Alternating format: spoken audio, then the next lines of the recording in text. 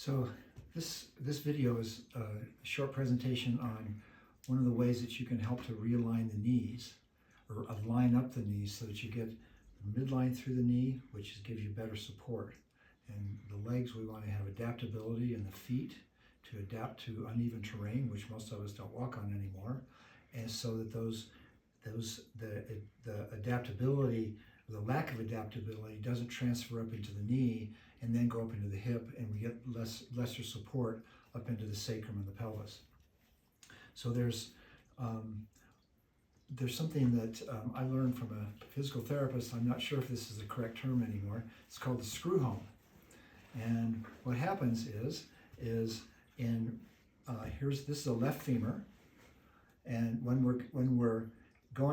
the hip is going into extension, there tends to be a medial rotation in the femur, and when it goes into hip flexion, there's a lateral rotation. So we have hip extension, medial rotation, hip flexion, a lateral rotation.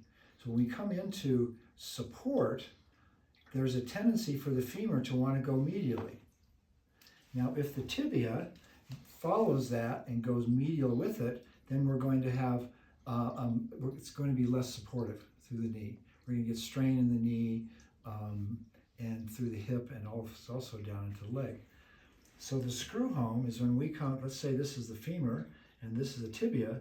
When we're walking, we come into weight bearing, the femur will tend to rotate medially and the tibia laterally, so they actually kind of almost lock into a supportive position. The fibula will rotate medially along with that, okay? And it just so happens that this model here can demonstrate that. It's hard to see, but you can feel it. When I come into weight bearing, the femur rotates medially, and it almost kind of locks into place.